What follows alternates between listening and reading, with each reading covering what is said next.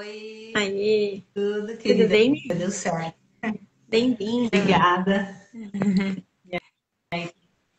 Muito obrigada por aceitar o convite de falar comigo sobre esse tema que é tão interessante. Eu vou só contextualizar o pessoal e aí a gente começa a falar sobre você, porque eu tô aqui para te ouvir, na verdade, né? Mas para fazer um contexto, essa comunidade virtual ela é muito engraçada. Eu fiz um post esses dias que eu chamei de Em Busca do Feminino Perdido na Tradição do Aham. Hatha Yoga. E é até uma brincadeira, porque eu não sei se é o feminino que está perdido ou se as mulheres que estiveram perdidas na tradição do Hatha, né? Porque o feminino eu acho que fica preservado. Mas era mais uma brincadeira. E aí a Miriam apareceu e comentou, fez um comentário super legal. E ela tem estudado já faz bastante tempo essa tradição de mulheres praticantes na Índia. Então é isso, né, Miriam? Eu queria primeiro que você falasse um pouco sobre você, da sua trajetória, se quiser falar um pouquinho da sua trajetória na Ayurveda, o que você quiser, fica à vontade para se Tá bom, apresentar. obrigada, agradeço aí o convite, né? E foi uma troca muito bacana, porque é raro você encontrar realmente pessoas interessadas em escritos apócrifos perdidos na história, né? A gente tradicionalmente fica É, vendo sempre, né, os mesmos autores, as mesmas leituras, né, principalmente no meio do yoga, e aí fica sempre aquela vontade de saber mais. Imagina uma civilização tão antiga, com mais de 1 bilhão de pessoas, né? Deve ter muita coisa lá que a gente nem imagina que exista, né? E a gente fica restrito a poucas escrituras, a poucos autores, né?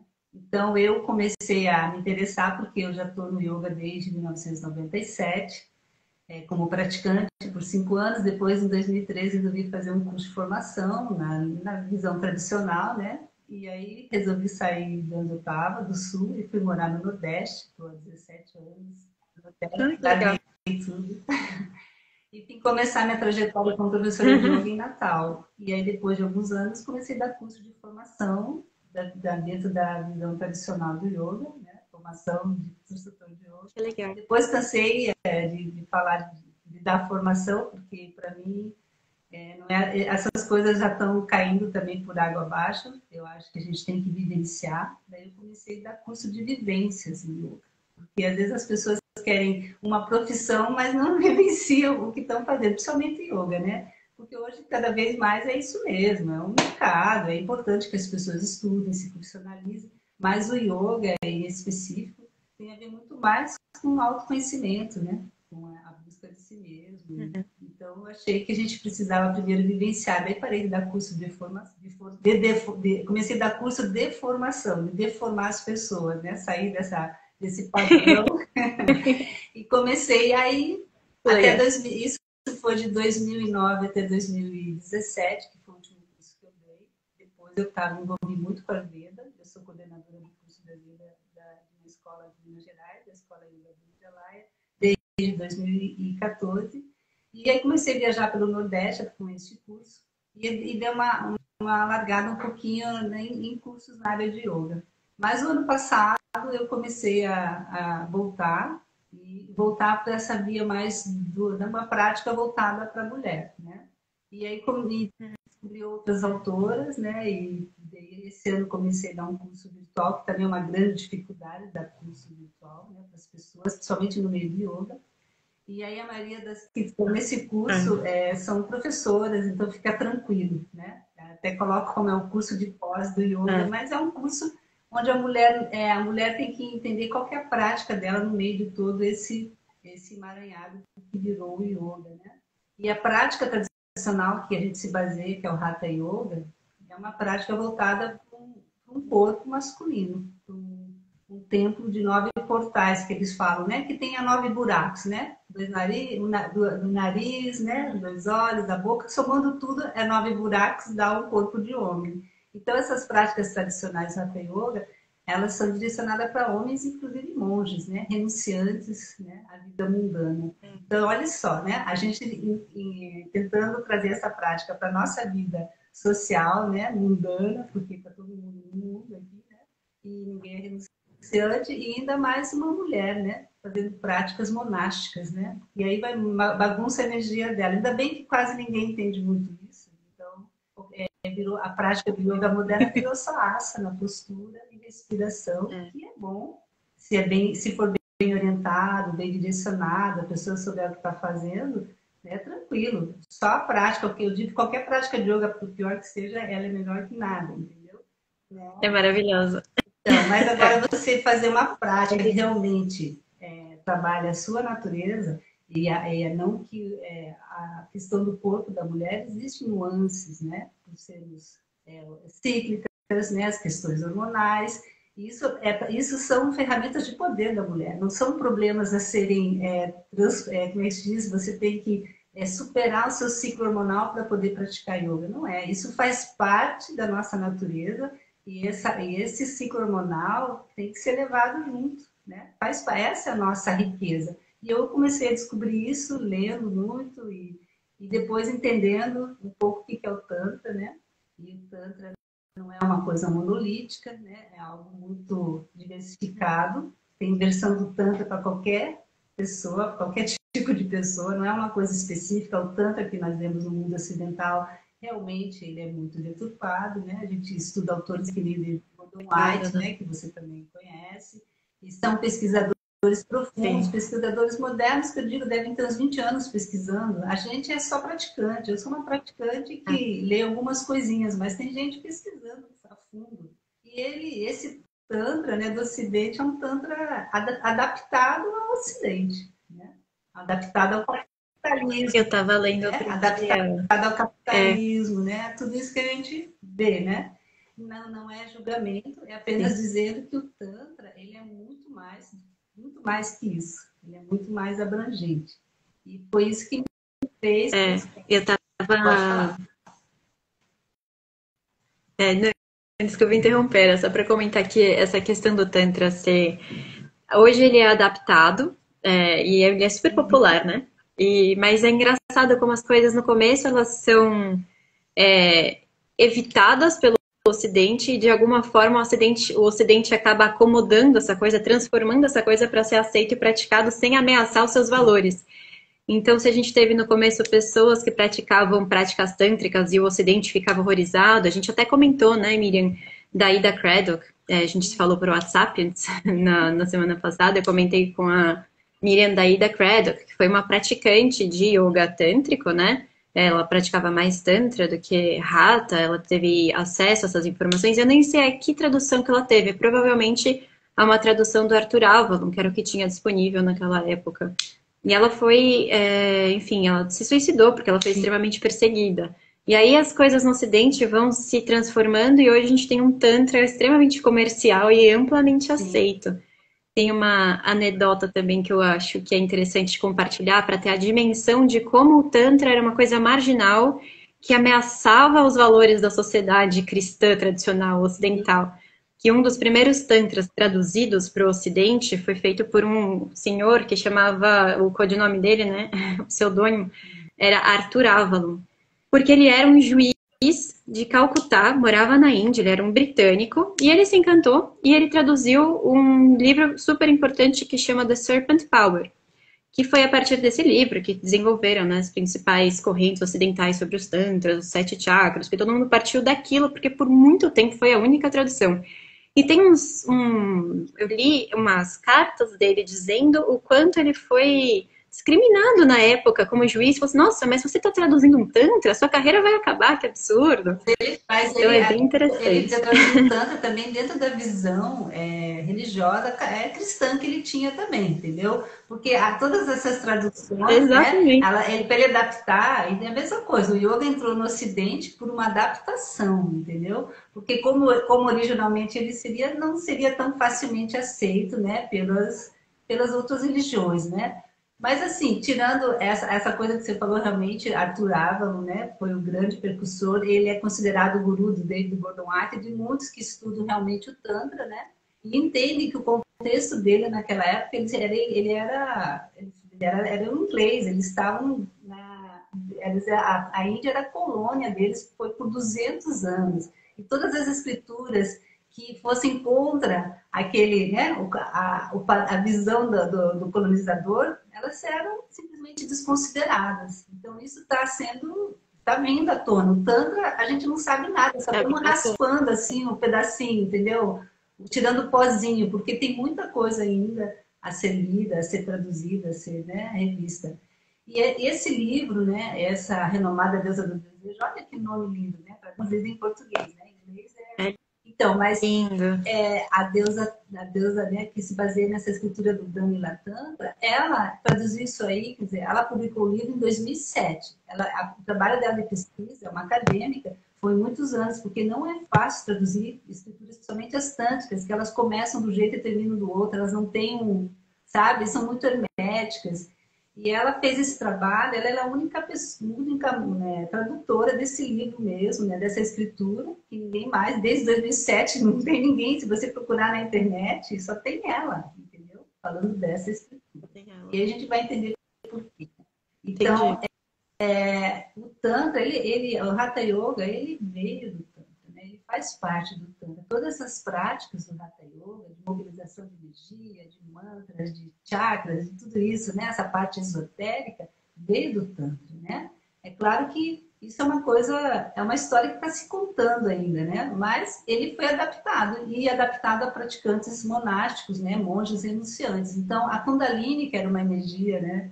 Eles transformaram a mulher, né, do Tantra como uma Kundalini, a serpente na base da espinha, e ficava imaginando ela subindo. Na realidade, isso foi uma adaptação também, porque eles não podiam ter um contato com mulher, né? Inclusive, né, em muitas escrituras, a mulher é um impedimento para a evolução desses homens. Ela Exatamente. é né? Então, olha só como que eram essas escrituras. Só que quando a gente estuda e faz curso de formação tradicional, isso não é discutido nem conversado, isso é passado rapidamente. Porque, principalmente, a maioria dos estudantes se interessam só pela prática, não se interessam pela parte filosófica. Então, eles não querem saber o que É. é, o que não é, de onde que vem. E aí eu ficava aquela minha pergunta assim na minha cabeça, sabe? Como é que eu pratico Hatha Yoga, que vem do Tantra, trabalha a mobilização de energia e práticas, não sei o quê, para subir a Kundalini. E aí eu estudo escrituras que dizem que tudo é ilusão, o Vedas, por exemplo, né? O Vedanta, né? Os professores de yoga têm esse padrão de misturar Tantra com Vedanta, e dizer que é a mesma coisa, mas na prática não é, cara. Na teoria, a prática é outra, entendeu? Então, como é que eu ficava com aquela minha cabeça assim, pensando como é que eu vou pôr isso em prática? Eu tenho que dizer que tudo é ilusão. E para o Tantra, nada é ilusão, tudo é real. A ilusão, né, está na forma como a gente vê o mundo, na nossa mente, mas o mundo é real para o Tantra. O mundo não há nada, não há nada, tudo é samsara e tudo é nirvana, entendeu? É a mesma coisa, né? E esse é o budismo tântrico, né? O budismo também tem, né, raízes tântricas, né? Então, assim, eu acho que o yoga, a prática do yoga é excelente. A asana, a respiração, isso já ajuda muita gente a ter mais saúde, né? Mas para quem quer um pouco mais, isso é só, né, é algo muito superficial. Então, eu estou falando de pessoas que querem realmente desenvolver uma prática de acordo com a sua natureza, com a sua vida, né? Com a vida em sociedade, mas buscar momentos onde ela realmente essa prática faz com que ela evolua na sua consciência, né? E para mim o Tantra é essa via, porque essa via que nos coloca de corpo e mente, né? Tudo, o corpo é a via. Através do corpo, esse processo começa pelo corpo. E o Ayurveda entra nisso, Gabi, porque o Ayurveda é a parte que quer trazer saúde para o corpo. Um corpo sem saúde não vai para lugar nenhum. Então, se você não entende como funciona o seu corpo, onde é que está teu fígado, como é que ele está, se ele está, né, digerindo bem as coisas, isso é tudo uma coisa só, nós somos corpo e mente. Então, o que afeta o corpo afeta a mente, o que afeta a mente afeta o corpo. Então, quando eu conheci o Ayurveda, isso tudo meio criou uma conexão muito bacana. E com o Tantra, nessa Legal. via voltada realmente para o feminino, aí você potencializa todo esse conhecimento, né? Já que a gente praticou tantos anos as práticas dos homens, os homens agora podem fazer as nossas práticas também, porque eles vão se dar muito bem com a prática da mulher, entendeu? Eles vão acessar Sim, com muito mais. certeza. Um lado feminino ferido neles também, porque o feminino de todo mundo tá ferido de alguma Claro, forma, né? Eu acho isso interessante. É. Eu acho isso interessante. O próprio Hatha, eu tenho essa mesma inquietação, né? Foi por isso que a gente começou a Uhum. conversar. Como praticar uma disciplina que é tão masculina, né? Eu tive essa mesma inquietação que você. Os textos, às vezes, e aí tem que ter todo um cuidado para se aproximar dessas escrituras tradicionais, para nós, né, não fazer algum tipo de tentar fazer uma releitura com os nossos olhos de hoje, era outro contexto e tal. Mas são textos de homens para homens. E uma coisa que eu acho interessante, que até uma teoria do James Madison, que ele comentou numa palestra um dia, e até tem uma notinha no Roots of Yoga dele, que ele acha que é o seguinte: existiam praticantes de Hatha Yoga mulheres. E a gente tem o nosso grande patrimônio, que é a Lala Dev, né? Praticante de Hatha, Tântrica, Shaiva tal, que depois virou Sufi, né? Mas ela era uma praticante de Hatha Yoga e ela tem alguns poemas que ainda falavam sobre Hatha Yoga, e isso é super interessante. E aí a teoria do Mellinson é que o que aconteceu é que as praticantes mulheres elas não participavam de circuitos que faziam as escrituras. Então, os textos que hoje a gente tem de Hatha foram escritos em monastérios, mas existiam práticas de Hatha provavelmente voltadas para as mulheres, até porque o Tantra, isso talvez as pessoas que estejam assistindo talvez não tenham tão claro, que o Tantra é um movimento que começa antes do Hatha. Então, uma coisa que isso para mim nunca fez Pré-védico. muito sentido. Como pode? O Tantra ele é matrilinear, né? Ele veio dessas civilizações matrilineares, né? Onde o feminino era exaltado, né? Como uma potência criadora. Inclusive, nesse livro, né? Que eu gostaria que assim, a gente depois, mais para frente, fizesse um grupo para estudar, porque é maravilhoso, ele é muito rico e para as mulheres muito enriquecedor. E nesse livro é dito que o princípio, a gente está acostumada a achar que o princípio, o espírito é sempre o masculino, né? E nessa escritura, o princípio é o feminino, entendeu? Então, isso tudo já é uma mudança de perspectiva. Não está nem errado nem certo, porque o princípio são os dois, né? O Legal. princípio são os dois, né? Não há. Mas sempre nos estudos que a gente né, acostumado a escutar, Shiva, né? Emana sua Shakti para Purusha, emana sua Shakti para Prakriti. A existência é algo que não tem movimento, e quando a energia começa a soprar, começa o movimento da existência, que é a Prakriti. Então, a Prakriti não tinha existência, né? Que era o princípio feminino. E a visão do Tantra, principalmente dessa estrutura, é o contrário, né? Porque as mulheres elas têm essa potência da gerar uma nova vida. Né? É uma potência do corpo da mulher que menstrua, da mulher que tem ovário, que tem útero. Né? E não estou dizendo do feminino, do corpo de uma mulher. Então, se nós somos o reflexo né, desse divino, então as mulheres são o próprio reflexo desse processo criativo e criador, não é? A gente, essa De criação. que gera. Então, conta um pouco pra gente desse. Do livro. Oi? Desculpa, cortou um pouquinho. Conta pra gente do livro Então, que eu tô super curiosa. Conta tudo ela desde o começo. estudou, né? Ela estudou várias escrituras do Tantra, e especificamente essa escritura que é o Brahmila Tantra, né? Eu não estudo sânscrito, eu não sou uma intelectual do meio, eu sou apenas uma curiosa, tá? Então, assim, me desculpe os eruditos de plantão que estiverem aí, né? Eu sou apenas uma praticante de yoga e que estudo algumas coisas. Não sigo nenhuma linhagem, nunca segui, tá? Me sinto livre para poder caminhar nisso, porque eu não segui nenhum mestre, não me decepcionei com ninguém, não criei nenhuma expectativa, entendeu? Então, essa liberdade, ela é importante para quem quer buscar um caminho diferenciado. Eu sou uma yoginona mesmo, né? Eu sou uma pessoa que vivencia as coisas de uma outra forma. Isso é uma escolha minha. E cada vez a gente vai descobrindo qual é o seu caminho, cada um tem o seu. Né? Então, eu sou avessa a esse tipo de práticas, onde a mulher, principalmente, entrega o seu poder para um homem, um homem de carne e osso, entendeu? Então, eu não acredito muito nessa via. Eu já escutei palestras de mestres, né, homens, dizendo que eles têm a chave do corpo da mulher. Eu acho isso demais, entendeu?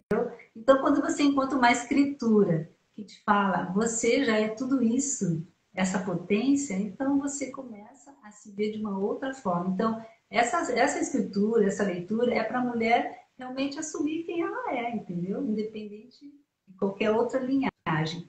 Então, o título é o Brahmila Tantra, né, que se traduz Grande Tantra Azul, que se refere, por um lado, à deusa azul da fala, né? Mas também é provavelmente uma referência ao Monte Azul, o Lila Parvata. Eu nunca fui para a Índia, tá, querida? Ainda vou, né? Em Camaquia, que é no noroeste da Índia, né? Então, esse texto que ela traduz se refere especificamente, né, a esse local, que é um local de peregrinação para quem é tântrico, né? Então, como é que surgiu, né, esse local, né, Kamaki? Então, tem um mito, né, que conta, né, que Deus Shiva, né, em sua tristeza pela morte da sua esposa Sati, ela foi morta, né, por um demônio, e aí ele vai guiando, né, pela Índia, né, a Índia não era essa Índia que a gente conhece, eram vários reinos, né, não existia a Índia, ela se tornou a Índia depois da colonização, que daí foram, né, esses reinos foram unificados, mas antes era uma loucura, né? E aí ele saiu vagando por esses reinos e Vishnu atrás dele cortando os pedaços do corpo da Sati para poder aliviar o sofrimento dele. E aí a vulva, a buceta ela caiu em Camaquia, entendeu? Então é ali que é o local. É em Camaquia que caiu, né? E aí é nessa coluna azul que ficou conhecida como a coluna azul, tá? Então é um lugar de peregrinação. E essa deusa azul, né, da fala, que é a Tara, que também é Tara e também é Kali. As três estão juntas, tá? Não se separa. Diz que são vistas como uma unidade.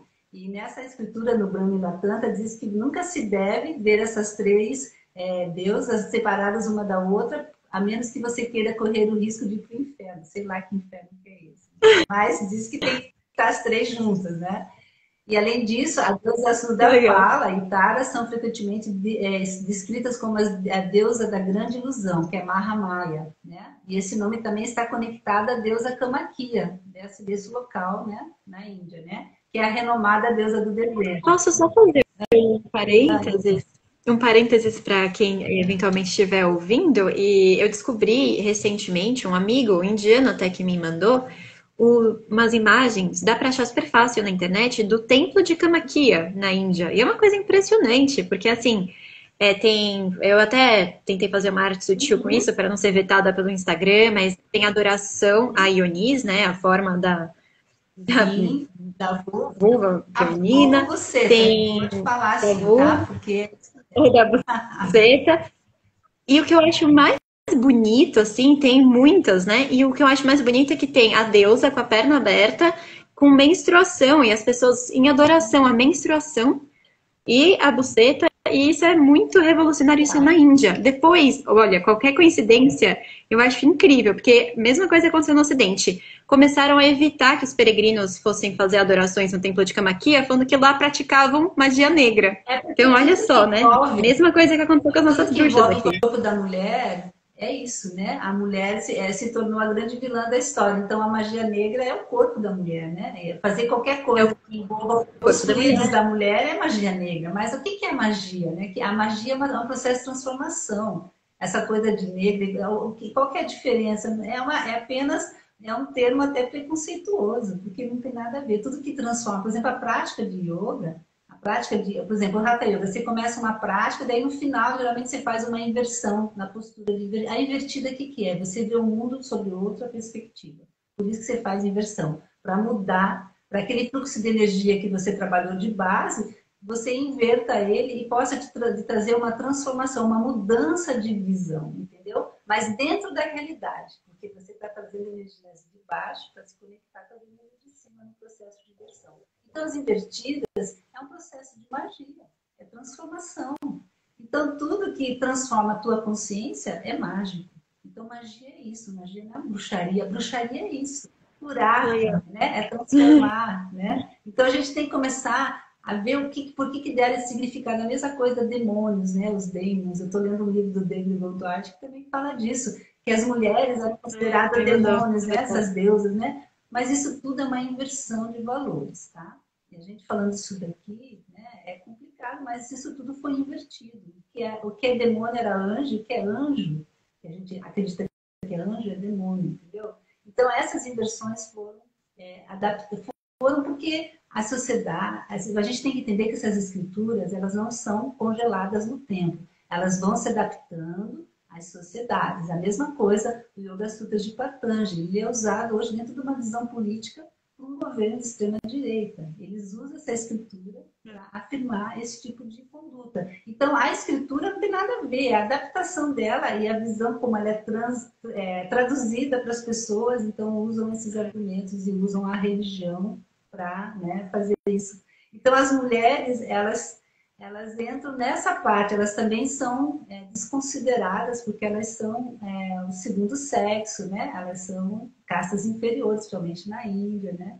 Então, quando a gente descobre uma escritura dessa, que fala que a mulher é considerada um guru naturalmente, ela é igual a um brahmane, né? Uma escritura, ela fala isso na escritura, né?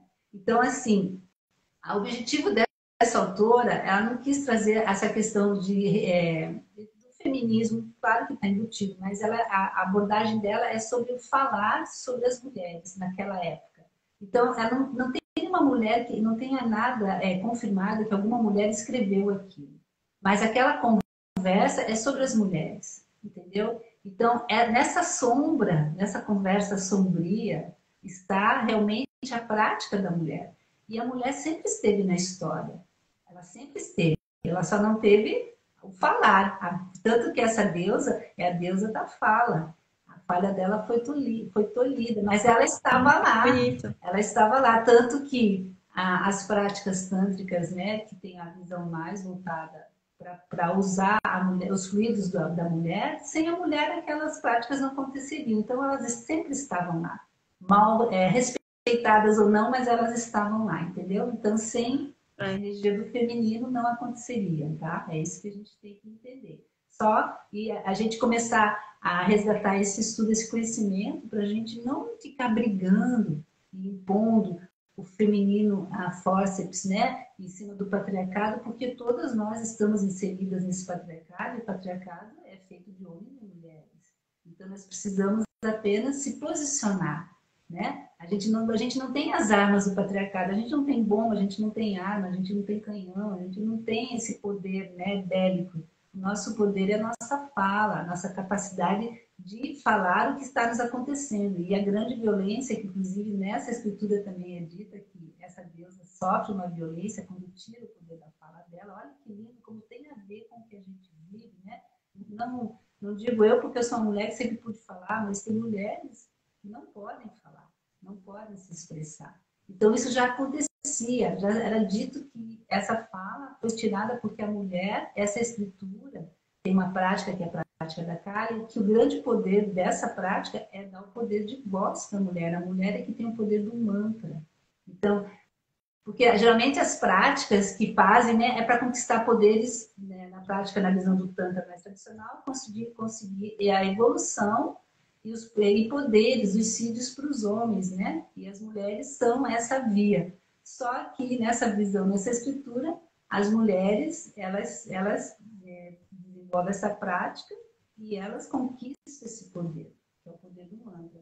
Então, essa prática dessa escritura, que é a prática da Kali, ela tem alguns elementos chaves que ela cita, que é uma prática que se centra-se nas mulheres e o único objetivo, única exigência de você fazer essa prática é respeitar as mulheres o tempo inteiro, 24 horas por dia. As mulheres respeitando as mulheres, homens respeitando as mulheres, todo mundo respeitando todo mundo, na realidade.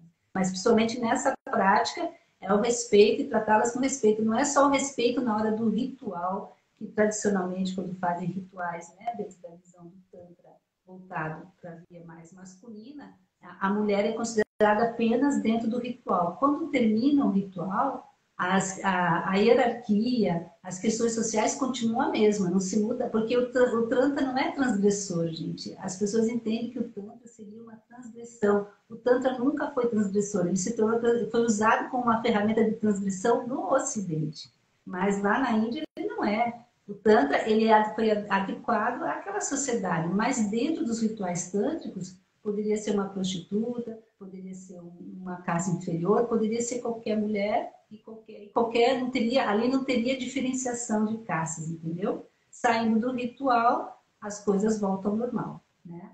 Mas nessa escritura, as mulheres têm que ser respeitadas em todos os momentos, 24 horas por dia, independente de caste, independente do que. Então, elas se tornam como se fosse um guru mesmo, né? Elas são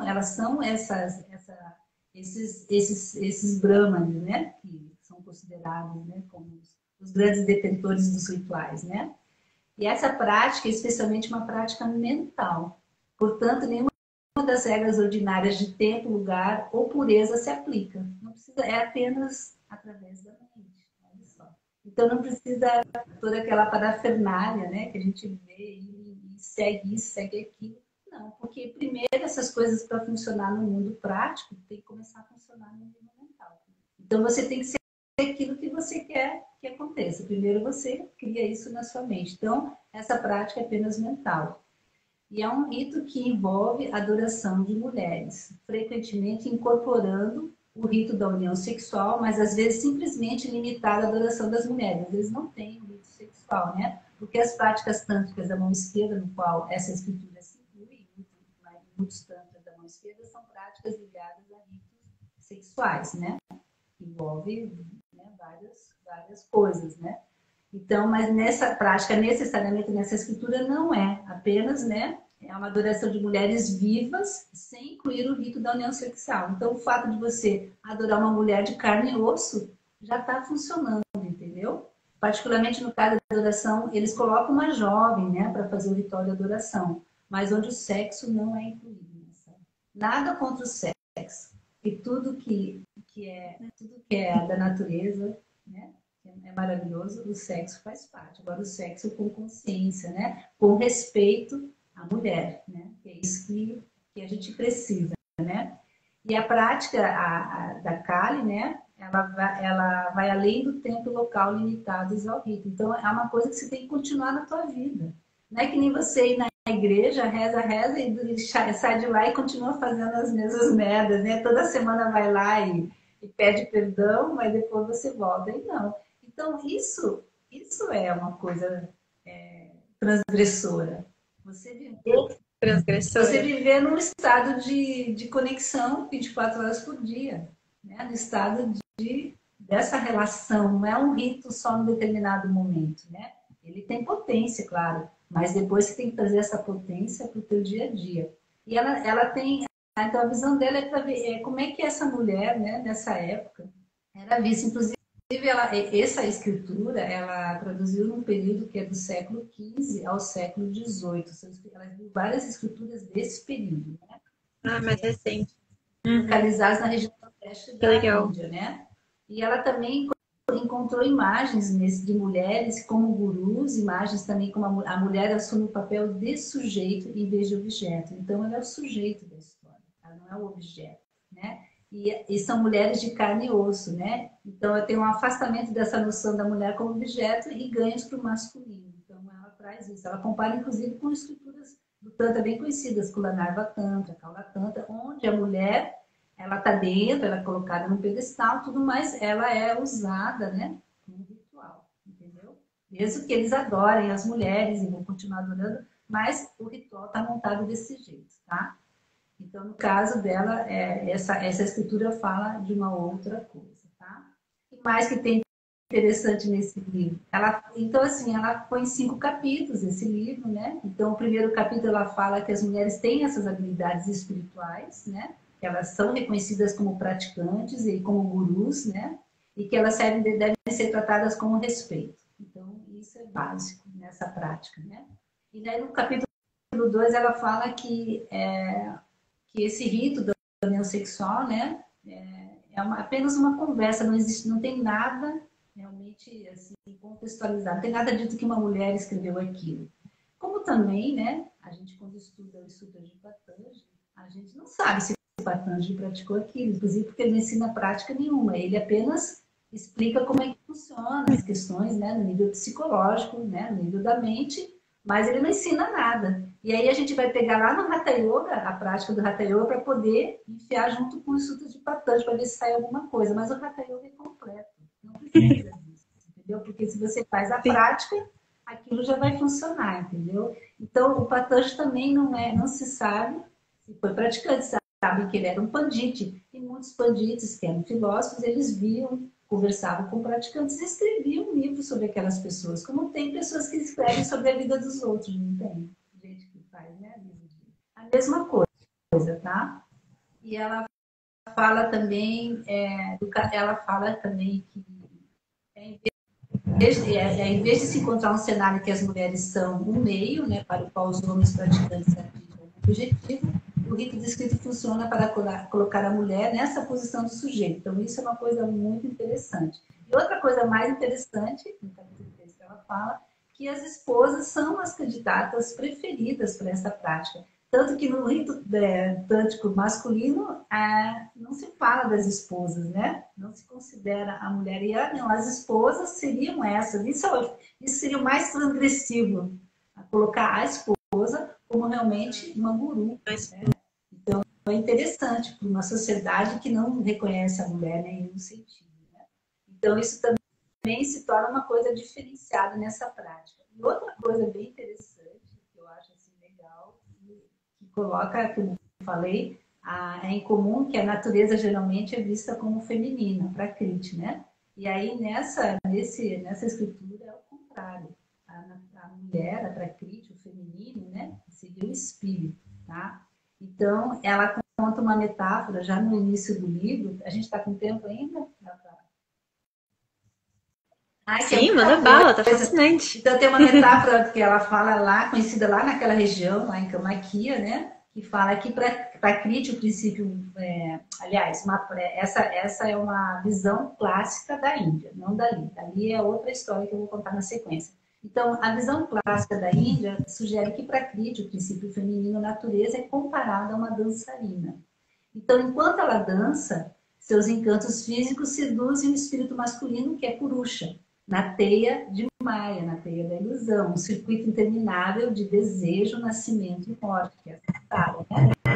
O propósito da sua dança, na verdade, é finalmente levá-lo ao tédio. Então, ela ajuda ele a entender sua verdadeira natureza, dançando e dançando, até que seu desejo de assistir aquela linda mulher dançar finalmente atinja o ponto de saciedade. Ele fica entediado com a dança e aí, ele reconhecendo isso, ela graciosamente se retira. Então, essa imagem da dança mostra que para acreditar a serviço de Purusha, né? Funciona apenas para certos fins, né? Que é essa prática tântrica do masculino, né?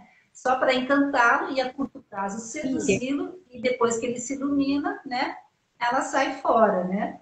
E aí, então, assim, ela coloca assim, mas como seria a dança dela do outro lado da lente? A fêmea primordial, como dançarina, vive apenas para agradar e então esperar que o espectador masculino se entedie e rejeite sua dança. Então, ela conta que lá nessa região da Assam, né, do Nordeste da Ásia, né, dessa região de Camaquia, tem uma história popular que sugere diferente, né? A deusa da grande ilusão, né, Mahamaya, a deusa Tântrica, que reside na colina azul, né, de Camaquia, ela também dança, conhecida também como Camaquia Devi, a deusa, né? Ela dança em seu templo, em Camaquia, em Assam. Ela dança para o seu próprio prazer, sem espectadores, quando as portas dos templos estão fechadas para que ninguém a veja dançar. Olha só. O sacerdote, Kendukalai, entretanto, ganha seu favor por causa de sua grande devoção por ela. E ele é o único que tem permissão de vê-la dançar, né? Todas as noites. Ele, infelizmente, conta ao rei, Narayana, sobre sua dança e, como consequência, incita o desejo do rei. Sob pressão do rei, para ganhar seu favor, Kendukalai faz um arranjo para que o rei fique olhando, né, espiando pelas frestas lá a dança da Camaquia. E aí, só que ela é deusa, né? Ela sabe o que está acontecendo, né? E aí a deusa percebe, enquanto o rei e todos os seus descendentes são amaldiçoados, ela, né, que eles nunca mais vão poder ver ela, não vão mais poder receber o darshan, a capacidade de ver a dança dela, e ela acaba matando o sacerdote. ela não é uma deusa feroz, gente. Ela é uma deusa benevolente. Ela foi muito bondosa com esse sacerdote, só que ele pisou na bola. Ela não matou o rei, mas matou o sacerdote, entendeu? Então, essa também é uma outra visão, assim, que faz com que a gente, né, respire diferente esse conhecimento, né, do Tantra, né? Isso areja a alma feminina, né? Esse tipo de história, né? E aí no capítulo 5 vem um discurso onde essa deusa da fala, ela sofre uma violência, ela é sequestrada e a única coisa que esses sequestradores querem dela é a fala dela e roubam a fala dela. Por isso que ela fica assim, entendeu? Ela sofre uma violência, aquilo para ela foi uma... Então é uma deusa que nem nós, é uma deusa igual a nós, que somos fortes, né? Brigando, mas também quando sofremos violência, a gente fica... a gente não consegue falar, né? Então foi isso que aconteceu com ela. Ela perdeu a fala em um determinado momento, ela teve que pedir ajuda para recuperar a fala dela, né? Essa tradução, esse livro é muito interessante, né? Então, ela é uma deusa independente, porque normalmente as deusas, né, no panteão hindu, geralmente tem um consorte masculino, né? Consorte feminino, né? Sempre tem, né? E essas deusas mais tântricas, a maioria não tem, não, tá? Então, ela é uma deusa independente, só que ela não é feroz, né? Ela não é consorte de nenhum outro deus masculino. Ela também não é uma deusa feroz, nem uma deusa guerreira, fisicamente, impenetrável, poderosa, né? Que nem Kali, que vai lá, né? Mata e continua matando, e se a Shiva não chega, ela tinha destruído tudo, né? Para acalmar ela, né?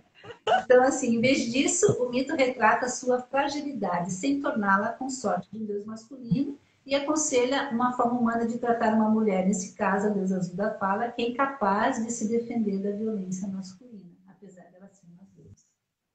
Nossa, que maravilhoso! Eu tô impressionada. Tem que se juntar. E as mulheres que tiverem interesse, eu tenho. Nossa, isso me dá muito prazer, né? Me dá um prazer realmente físico, mental. Eu gosto de ter essa coisa de conversar sobre isso, a gente lê, porque isso é maravilha nosso ser. Né? Então é isso que eu queria falar um pouquinho desse livro que eu traduzi, né? Para a grande deusa Google. Eu chamo agora tudo de Deus. Google é maravilhoso, eu não tenho muito conhecimento de inglês, mas quando você lê muito sobre o mesmo assunto, as coisas ficam tudo mais, né, fáceis de digerir. Né? E é isso, a mensagem é essa, é trazer essas deusas, né? Porque a incorporação da deusa não é algo só lá no ritual, a gente tem que incorporar essa deusa o tempo inteiro. E aí o que eu tenho estudado, praticado, trocado ideia com outras mulheres nesse curso de Yoga da Mulher, é a gente trazer essa deusa de carne e osso para a nossa vida, é alimentar ela, é cuidar dela, que somos nós, né? Mas como a gente sempre cuida dos outros e não cuida da gente, né? A gente está sempre fazendo as coisas para os outros, nunca faz para a gente. Então a gente tem que trazer essas deusas, às vezes até colocar um altar, fazer alguma coisa, se conectar com ela, para que ela, né? Ela se transforme no que a gente é também. A gente não é algo distante da nossa existência, é só a gente reconhecer essas deusas, né? Dentro da nossa vida. É isso. Eu gostaria de passar. Se alguém quiser perguntar alguma coisa em específico. Nossa, foi maravilhoso. Se quiserem perguntar alguma coisa, oportunidade incrível. Miriam, foi muito legal. A gente tem que publicar esse livro para Esvarupa. Você traduziu ele. Então, eu vou lançar também, aí vou aproveitar a oportunidade, já vou lançar um cartaz aí no meu canal. Faça propaganda. É uma sequência, né, são 5 encontros, uma vez, toda quinta-feira, para a gente trabalhar as deusas de acordo com a fase da mulher, né?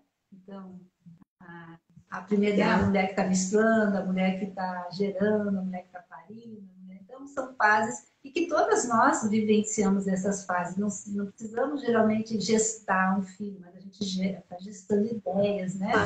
A gente está parindo ideias, né? Parindo novas coisas. Então, esse é um trabalho que a gente quer também, isso vai ser aberto ao público, sem custo nenhum. E é isso, a gente está... Nossa, muito legal.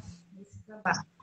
E tem uma pergunta aqui para você, Miriam. Como funciona o curso de yoga para mulheres? Conta um pouquinho legal. Do seu curso. Então, na realidade, eu coloquei, né? É o yoga da mulher, né? Não é yoga para mulher.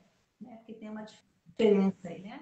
Porque yoga para mulher parece que é uma prática porque a mulher menstrua, porque, né? Não, é o yoga da mulher, né? É o yoga que toda mulher deve conhecer, né? E vivenciar ele. Então, não é o yoga para você não ter sintomas de TPM, não é yoga para...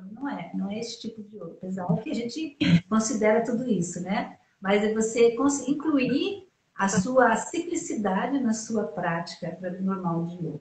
Então, eu gosto de trabalhar com quem já conhece um pouco de yoga e pratica, né? Quem não tem nenhuma prática de yoga, eu recomendo que comece, porque virtualmente fica difícil. Eu não vou ensinar práticas de yoga, não vou ensinar asana e postura, não é essa a minha visão dentro desse curso. Claro que ele tem uma segunda fase, que para você se formar, né? E aí seria mais presencial, né? Dependendo de onde acontece. Porque hoje, com a internet, você atinge públicos do Brasil todo, né? Até fora, se você observar.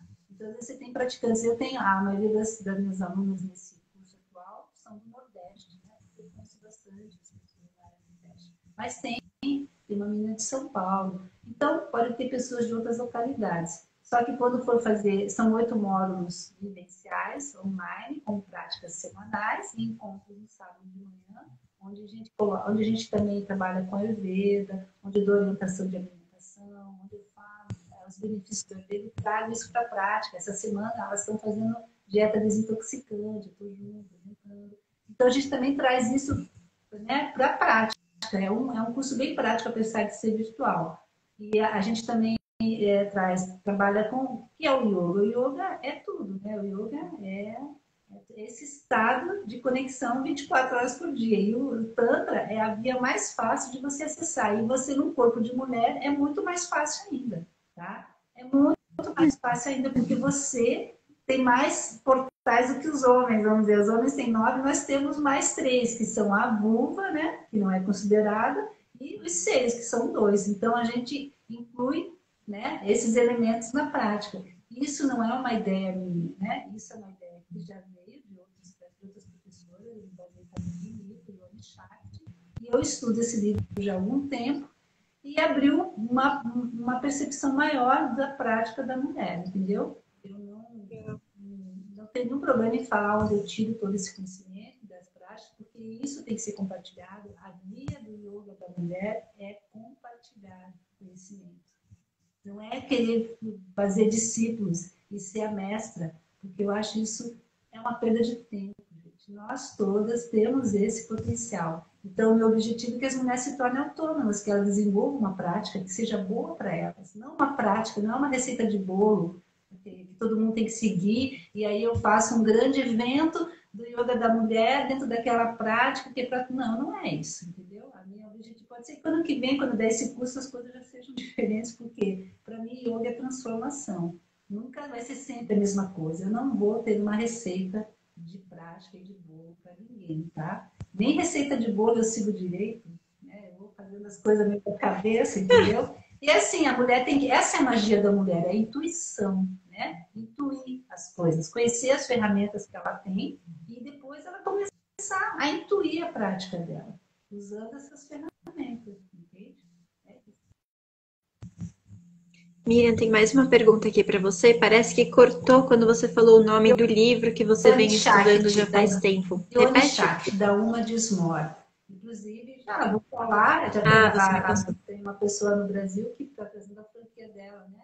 Mas como eu sou avessa a qualquer coisa que tenha uma sequência definida e seguir alguém, eu prefiro estudar e adaptar esses conhecimentos para aquilo que eu já conheço, porque nós temos muito conhecimento. O que a Uma Dismore fez? Ela pegou ela queria um livro que falasse da prática da mulher, e não tem nenhum livro que fale sobre o yoga da mulher. E ela, aquilo incomodava ela, como também me incomodava. E quando eu encontrei o livro dela, que já foi escrito em 2010, olha só, quanto tempo a gente está nem atrás aqui, né?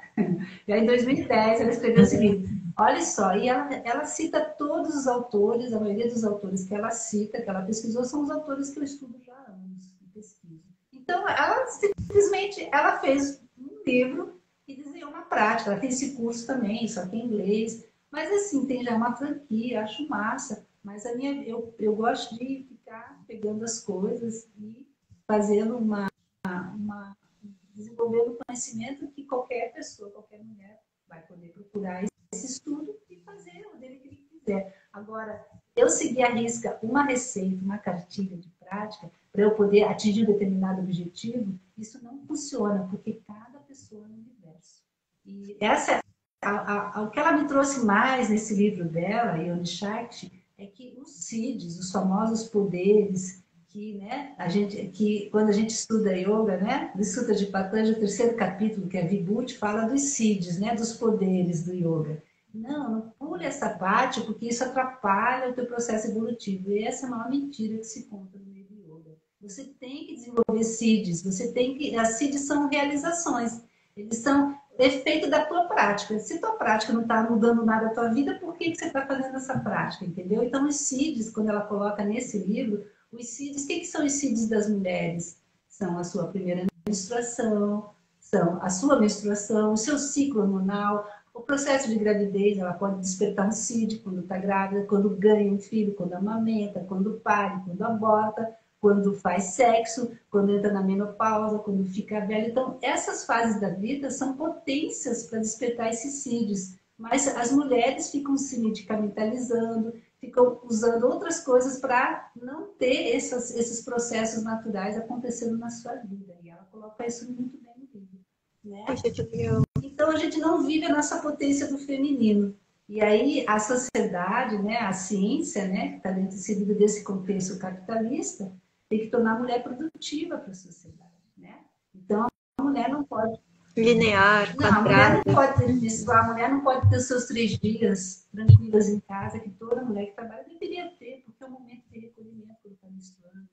A mulher não é respeitada, ela é medicamentalizada, só isso. Então, esse livro trouxe para mim essas outras possibilidades de trabalhar com o feminino. Abriu mais um leque de trabalho, e é dentro dessas deusas que a gente já estuda, essas deusas de carne e osso que nós somos já, né? É só a gente acordar para isso, tá? Relembrar, né?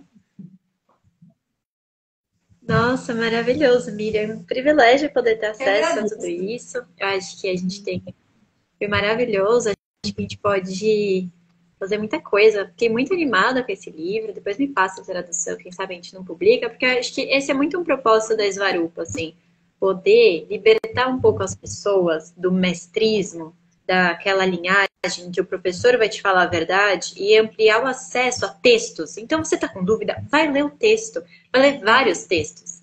Então, a gente tem essa ideia de fazer as traduções em português, porque no Brasil as pessoas não têm muito conhecimento de inglês, então está aqui em português. E aí, empoderar as pessoas de conhecimento. Acho que isso é o grande propósito. Você está lendo de Kiss of Yogini? Você está lendo esse, O Beijo da Yogini? Agora eu estou na missão do Melinson, a gente está terminando de traduzir o livro. É um autor que escreveu muitos livros. Eu tenho alguns em PDF, em inglês, e comecei algumas traduções. Esse eu não continuei, porque quando eu encontrei esse, eu fiquei mais envolvida com esse, né? Mas tem muita coisa nesse universo que a gente não sabe. Então, isso não é assim, não é querer ser, não é que eu quero saber para poder ter como é que se diz, ser uma pessoa intelectualizada no meio do yoga. Eu acho que isso é anterior à prática. Esses textos é para nos resgatar da nossa essência mesmo. É para isso, é para dizer, pô, existe isso, existe a mulher dentro do yoga, sempre existiu, né? A gente só precisa encontrar ela ali, entendeu? Ela não pôde falar, porque a deusa da fala, né, até a deusa foi tirada a voz dela. Então, imagina, né? E assim, também não adianta ir atrás de quem fez isso. A gente tem que começar a falar, começar a fazer isso que a gente está fazendo, entendeu? Trazer essas deusas, essas espíritas à tona. É isso que eu acredito. E é reunir o conhecimento para compartilhar, não só para empilhar dentro da gente, né? Reunir e transmitir. As questões ligadas à linhagem são ótimas. Tem gente que adora seguir rituais. Eu não tenho nada contra. Para mim não funciona, na minha perspectiva. Né? E para mulheres que querem ser mais livres, ficar presas a sistemas, né? Dentro dessa hierarquia patriarcal, não vai nos ajudar. Eu digo que a mulher, ela diz essa autora que a mulher nem deve ter agenda, porque a agenda é uma coisa que deixa a mulher muito rígida, fica muito, né, masculina. Então a gente tem que resgatar esse nosso fluir, né, nossos fluxos, os nossos fluidos também, né? A gente precisa trabalhar nossos fluidos. Então, a gente também trabalha nesse ponto dos fluidos. A Legal. gente tem que resgatar nossos fluidos. A gente está muito seca. As mulheres perderam seus fluidos também. É isso. Maravilhoso, Miriam. Quero te agradecer demais. Nossa, passou voando, já são 8 horas, você acredita? São 5 É para as 8. rapidinho, eu que Foi agradeço. incrível Agradeço te muito ouvir. a presença de todas Foi aí. incrível. E a gente está aí, tá? Muito obrigada a todos que passaram. Muito obrigada, viu, Miriam? A gente com certeza Tá se fala certo. mais um pouco. Obrigada, viu? Beijo grande. Muito Tchau a todos obrigada. vocês. Tchau. Muito obrigada a todos e todas.